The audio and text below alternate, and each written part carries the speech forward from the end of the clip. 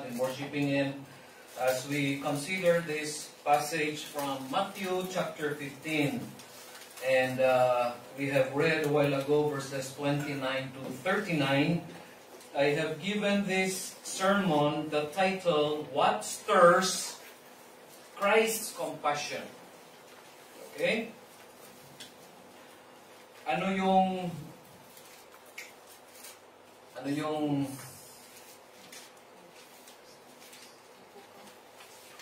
pumupukaw sa habag ni Kristo Jesus? What stirs, ano yung pumupukaw, what awakens the compassion of the Lord Jesus Christ towards the world and towards us? And as we learn from this, ano yung magiging response natin as we continue on the work of compassion that Christ has given us in this world. Allow me to read one verse from the passage and then we will pray. Verse 32. Then Jesus called his disciples unto him and said, I have compassion on the multitude, because they continue with me now 3 days and have nothing to eat. And I will not send them away fasting, lest they faint in the way. Out of the 37 miracles recorded in the Gospel books performed by the Lord Jesus Christ, 6 miracles specifically mention compassion as a factor. Ibig sabihin, when the Gospel writers recorded the miracles performed by Jesus, they included this phrase, and Jesus had compassion unto them. 6 out of the 37. The Lord Jesus Christ did that to the widow. He felt compassion towards her, and so Jesus raised the widow's son in Luke 7. Jesus had compassion on 2 blind men. In Matthew 20, He healed them from their blindness. Jesus had compassion on a leper in Mark 1. Jesus healed the leper. The 2 men in Gadara, possessed by demons, Jesus had compassion on them and He exorcised the demons from out of these 2 men. You find that in Mark 5. In Matthew 14, we see Jesus had compassion on the multitude and He fed 5,000 people, excluding women and children. In the passage that we read a while ago, the feeding of the 4,000, we see here that Matthew recorded Jesus expressing Himself, His compassion towards this multitude. Siya mismo, out from His own mouth, narinig ni Matthew, and Matthew recorded it, na sinabi mismo ni Jesus, nahahabag ako sa mga taong ito. Verse 32. I have compassion on the multitude. Now, the setting of the passage that we have read can be found in Mark 7, verse 31. Let me share to you the verse. Sabi po sa Mark 7:31, and again, departing from the coast of Tyre and Sidon, He came unto the Sea of Galilee through the midst of the coast of Decapolis. And this sets the venue where Jesus performed the miracle of feeding the 4,000. Let me show you a simple map where it happened.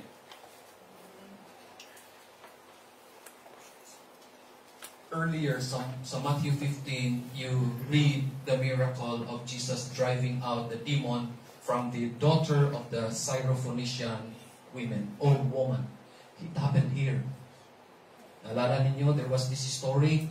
The woman was begging Jesus, please heal my daughter. And Jesus tested her faith. Sabi ni Jesus, you are a Gentile. Hindi ka pwede sa mercy ng Diyos. But the woman answered, but Jesus, even the dogs can eat of the crumbs that fall from the table. We may be dogs in your sight, Jesus, pero makakakain pa rin kami ng mercy ng Diyos. And so Jesus honored her faith. Pinagaling ni Jesus yung daughter. It happened here. Now, Jesus walked from here towards here. Show you another picture. Another map. You may think, saan pinakain ni Jesus yung 5,000, saan yung 4,000? This is the answer. Jesus fed the 5,000 here on the northern tip of the Sea of Galilee. Jesus fed the 4,000 dito sa southernmost tip of the Sea of Galilee. So, iba yung venue. So, look at this again. Jesus traveled by foot hanggang dito. Kaya dito niya pinakain yung 4,000. Now, there are some Bible scholars who say na the feeding of the 5,000 and the 4,000 ay isa lang na event.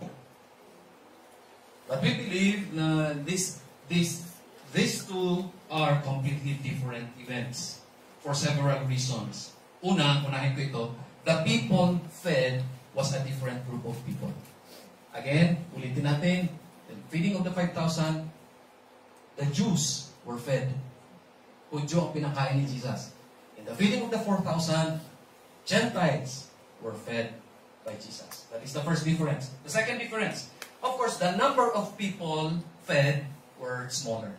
5,000, sabi sa Matthew 14, 5,000 excluding women and children. So, ibig sabihin, 5,000, kung dala nila ang asawa nila, 10,000 na. Kung dala nila tag-isa-isang anak, 15,000 na. Marami ano? Now, compared sa 4,000, excluding women and children also. Kung kasama ang asawa, 8,000. Kung kasama ang isang anak, 12,000. There is a difference as to the number of people fed. Ikatatlo, the quantity of loaves used by the Lord Jesus Christ. In the feeding of the 5,000, ilang pirasong tinapay? 5. Ilang isda? 2. In the feeding of the 4,000, ilang tinapay? 7. Ilang isda?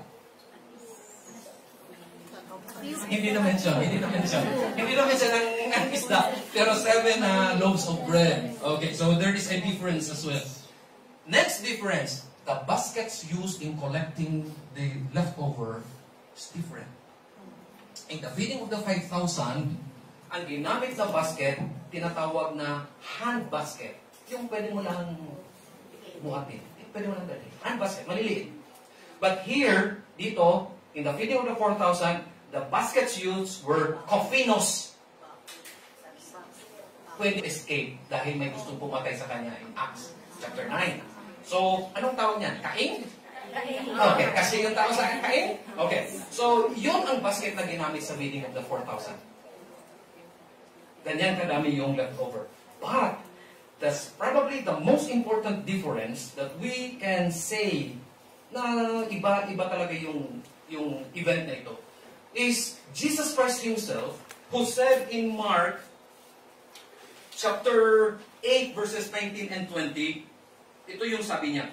Sabi niya, when I break the 5 loaves among 5,000, how many baskets full of fragments took ye up? They say unto him, 12. Jesus mismo nagsabi nito. And when the 7 among 4,000, how many baskets full of fragments took ye up? And they said, 7.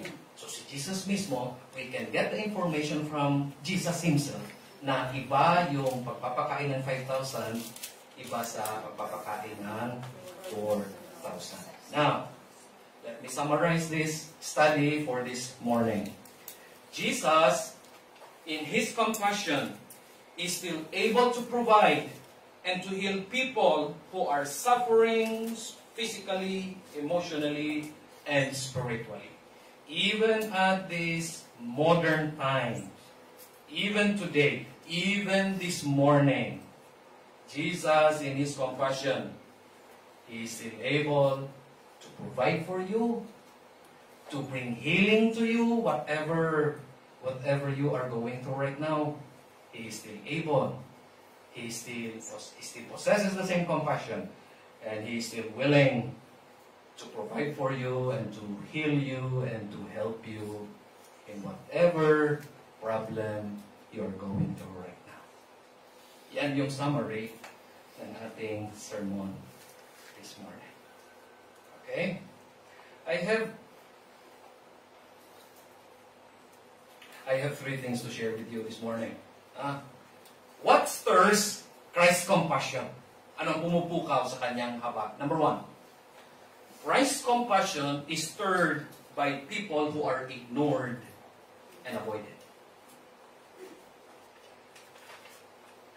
And so if you look at yourself this morning at sasabihin mo, Pastor, there are times that I am unloved, there are times that I am avoided, there are times that I am ignored, then this is for you. As Jesus looks at you today, His heart is stirred, His compassion is stirred, and He's willing to help you today. There are several groups of people who were considered ignored and avoided during Bible times and even in our time today. Sa Matthew 8, makikita natin, lepers were avoided. I was reading an article this week describing ano yung buhay ng taong may ketong noon. Nakakalungkot. Because whenever a leper's family member dies, hindi nga siya makabisita sa burol. Yes, the family will inform the leper na si tatay, si nanay pala mamamatay na. Pero hanggang ganun lang, hindi pwede lumapit, and the family member would make the announcement from a distance, sisigawan lang, "Tay, nandiyan ka dyan? O si nanay mamamatay na." Hindi pumunta sa bahay. The leper is always avoided, the leper is always ignored, and there are times when we find ourselves in a similar situation. Why? If there is the greatest kind of leprosy in our lives and in the world today, it is the leprosy of sin. Would you agree? And because of sin, people ignore people. Because of sin, people avoid people. Because of sin, people do not love other people. Now we find ourselves in situations like this.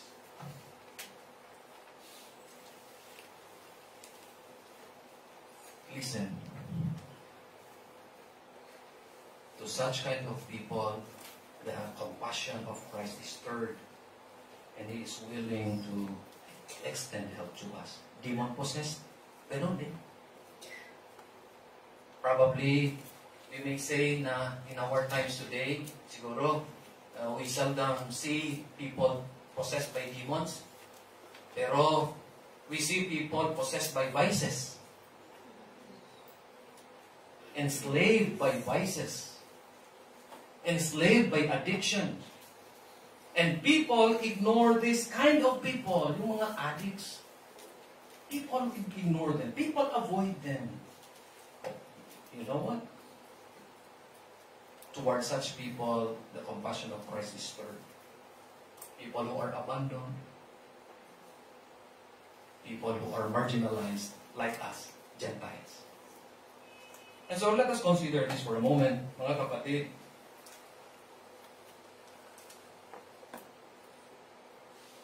Do you count yourself as part of this crowd? Personally, I find myself many times part of this. But this is comfort coming from the Word of God. If we feel ignored and avoided and unloved, Christ's compassion is always there.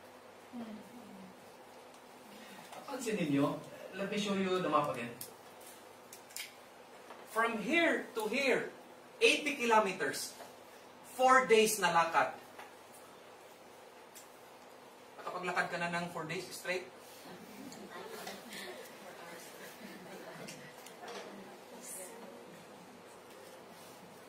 Four days. And Jesus was tired because in verse 29, look at your Bible, and Jesus departed from thence and came nigh to the Sea of Galilee and went up into a mountain and sat down there. And the meaning of the phrase sat down means to take some rest. Jesus wanted to take some rest. He went up to a mountain where he can be alone with his disciples na wala mag-iistorbo sa kanya. But it was not meant to be. Why? Because it says in verse 30, and great multitudes came unto him. Paano ka mapagpapahinga na dumating yung mga tao? And look at this. Look at verse 30. Having with them, or bringing with them, those that were lame, blind, dumb, maimed, and many others, and cast them down at Jesus' feet. Alam niyo kung ano meaning ng phrase na cast them down at Jesus' feet?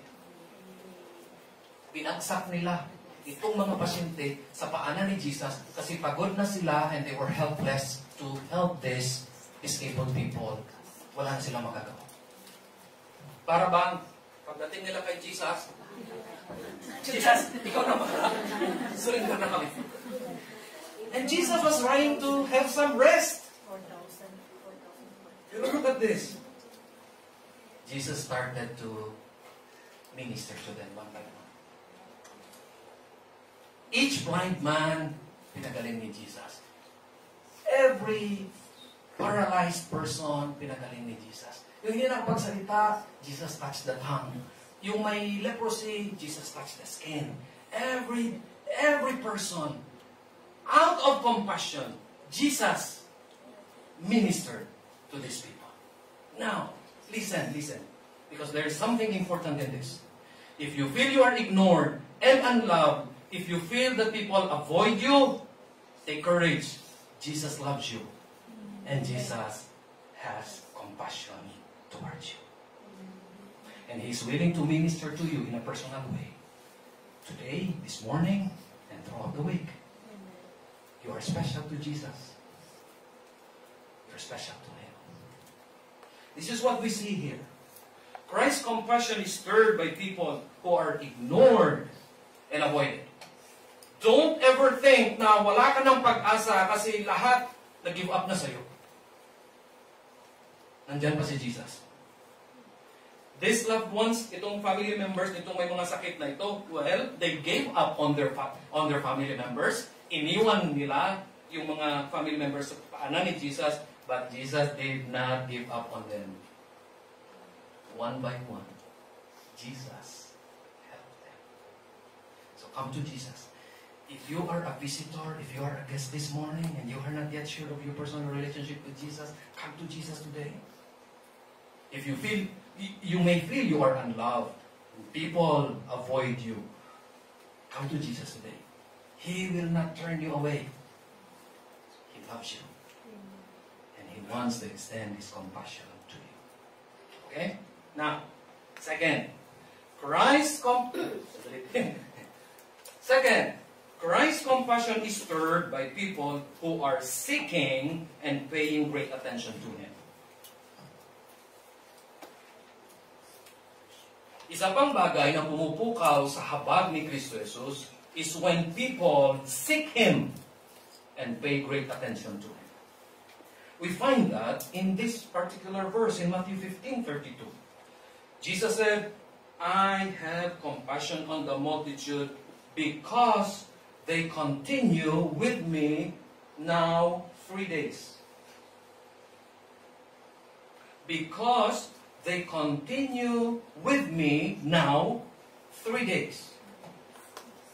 And the word continue, mga kapatid, it means to remain. Nagpaiwan sila in the presence of the Lord Jesus Christ. We find two important things here, mga kapatid. Whenever we decide to spend time with Jesus, there are two things involved. Number one, there is always a sense of spiritual values. And that is very important because the Lord Jesus Christ look at our hearts, look at the desires that we have, look at our minds, and He is trying to find spiritual values in our hearts and lives. Nahahabag si Kristo Jesus, in other words, nahahabag si Kristo when we demonstrate spiritual values. when we desire spiritual things.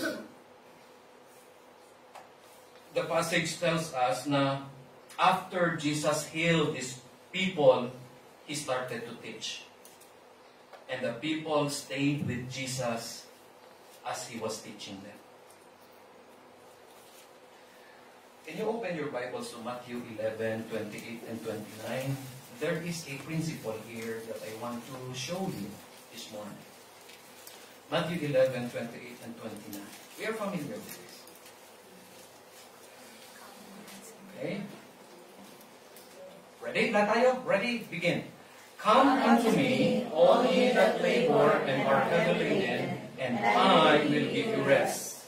Take my yoke upon you and learn of me, for I am meek and lowly in heart, and ye shall find rest unto your souls. Now notice first of all that twice the Lord Jesus Christ promised rest. Nakita ninyo? Verse 28, and I will give you rest. Verse 29, last part, and ye shall find rest unto your souls. But consider this. Alam ba ninyo na conditional ito?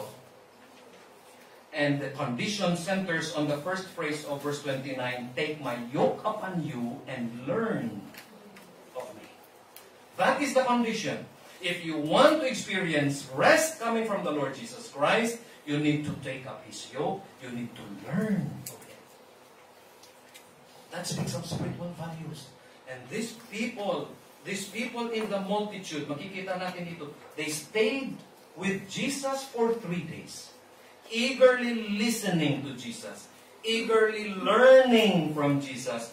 Eagerly growing for Jesus. Tatlong bagay yun. They eagerly listened to Jesus. They eagerly learned from Jesus. They eagerly grew. They eagerly grew towards Jesus. That is spiritual values. At ito yung pupukaw ng habag ni Kristo Jesus para sa atin. But there is another thing. There is also a hunger in God's service.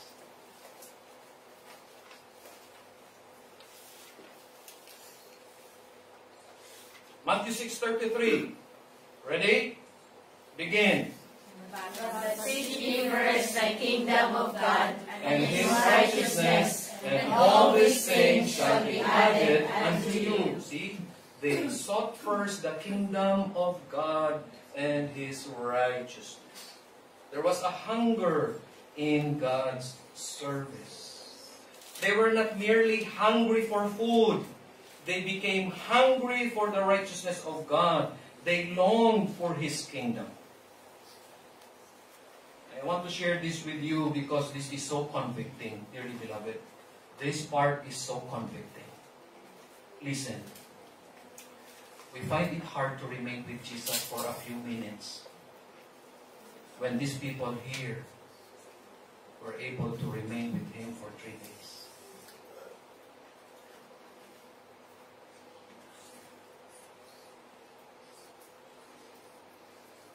Remain with Jesus for 3 days, listening to Jesus, yung tiyan nila kumukulo at kumakalam na dahil sa gutom. You know what? A few moments with Jesus in prayer, tumunog lang yung gadget natin, nawawala na yung focus natin kay Jesus. Kailangan tapusin ko na itong prayer ko. Lord, mamaya naman. Sino kaya nag-message sa akin?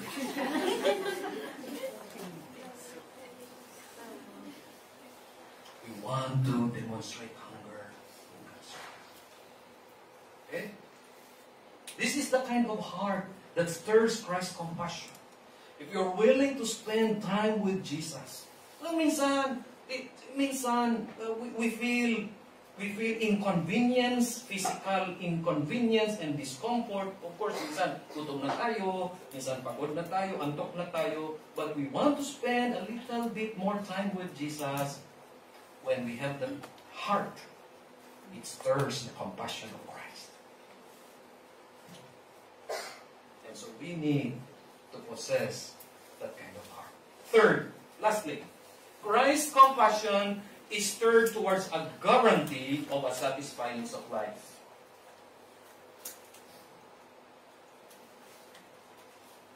Now you may wonder, bakit nasali ang disciples sa kwento? When it was Jesus who has the power to multiply the bread and the fish and to perform the miracle. Bakit nasali yung disciples? Well, here we see some insight into the disciples of Jesus. And this is very valuable for us as well. Christ's compassion is stirred towards a guarantee of a satisfying supply.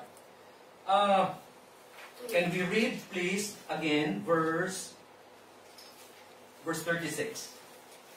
In your Bibles, Matthew 15:36. Okay? Ready? Begin.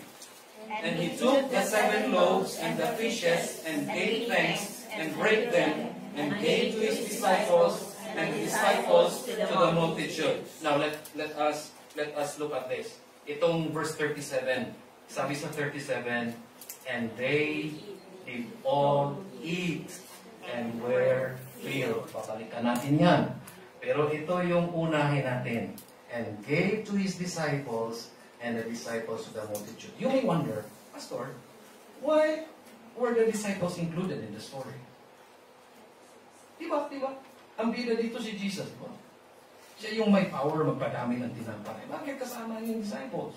Well, Jesus has something to teach us. Una, we must not forget God's previous provision. Don't ever forget the provision that God has given you yesterday and last week and last month and last year. Don't ever forget. Because the moment that you do, you will start to doubt the power of God to provide. In the same parallel story that you find in Mark 8, yun din ang kwento eh. It is interesting how the disciples asked this question kay Jesus. Sabi dito, from whence can a man satisfy this man with bread here in the wilderness?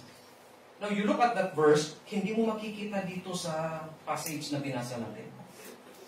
Ang sabi lang dito sa 33, when should we have so much bread in the wilderness as to fill so great a multitude? Pero dito, sino ang tao able to satisfy these people? Nakalimutan nila na 6 months ago, when Jesus fed the 5,000, he wasn't able to do that. Mga kapatid, ito mahalaga sa atin. Minsan, natatakot tayo. Saan tayo kukuha ng susunod na pambili ng maintenance?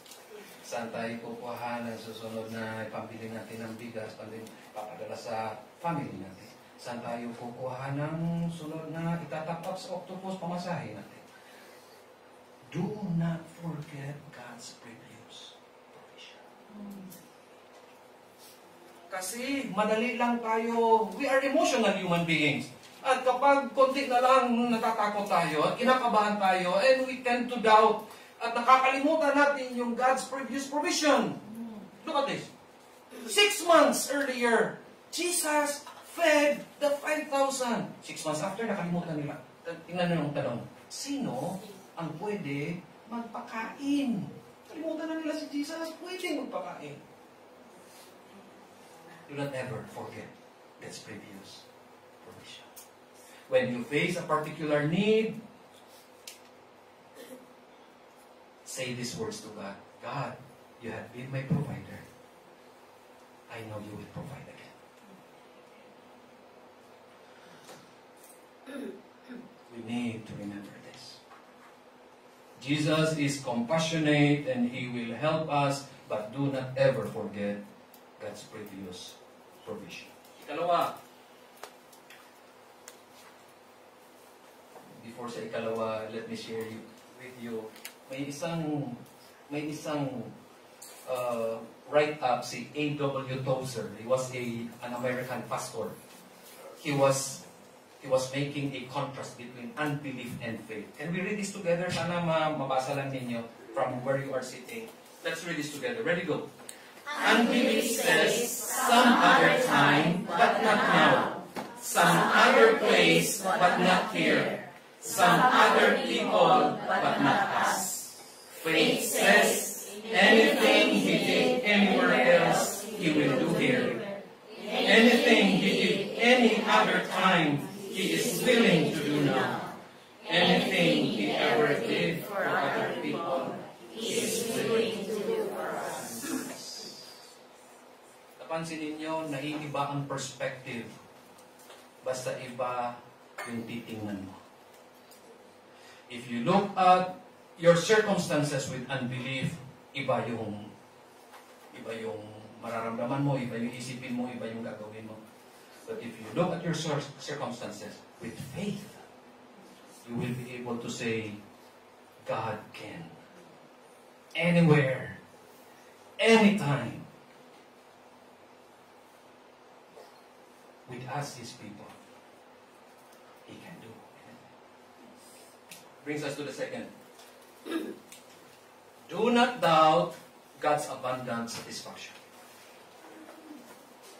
Do not forget His previous provision. Do not doubt God's abundant satisfaction. Look at verse 37. And they did all eat and were filled. The meaning of the word filled here is to be joyfully filled. A kind of satisfaction that overflows with joy. Have you experienced, kumain ka ng isang pagkain na busog ka, talagang tuwang-tuwa ka talaga na siguro kung namatay ka sa bangungot, nakasmile ka siguro. Ay, may mga taong ganun eh. Ito yung joyfully filled.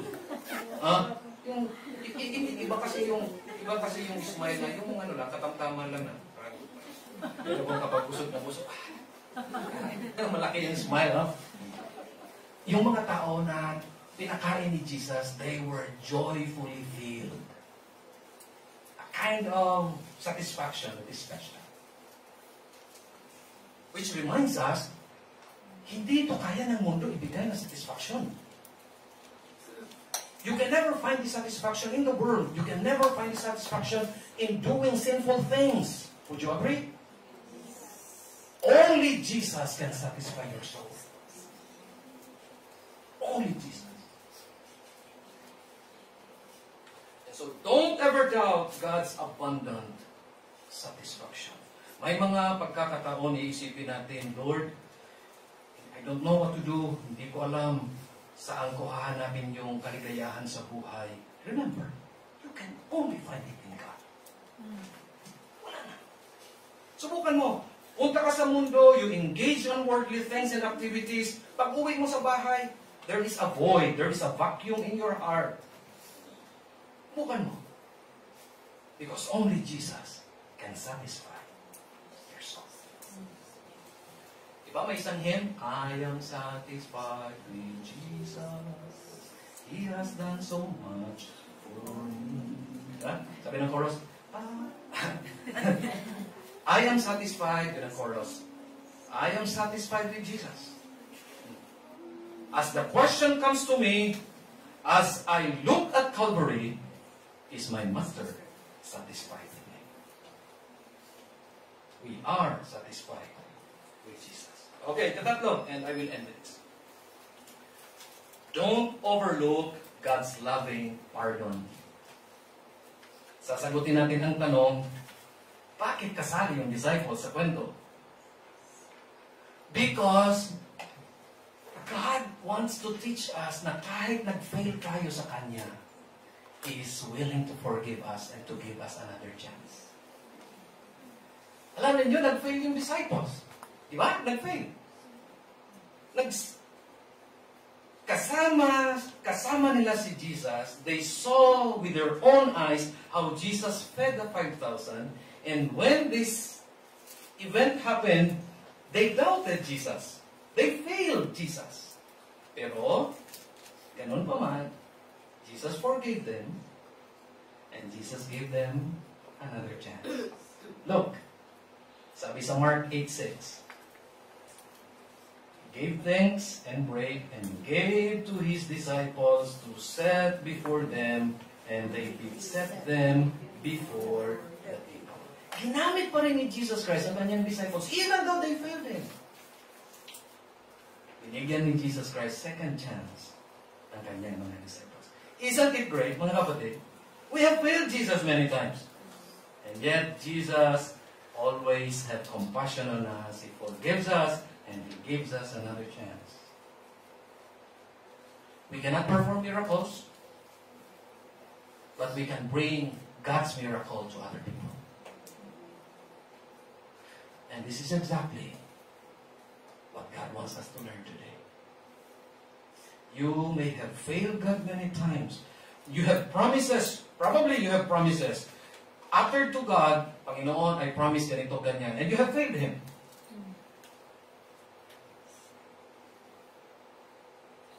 God is willing to forgive.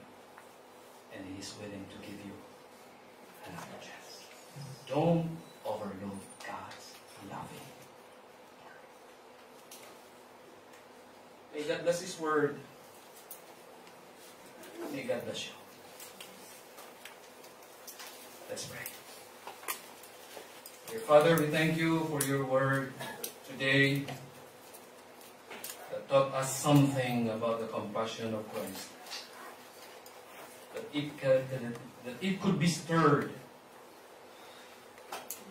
Several things and several actions that we can do.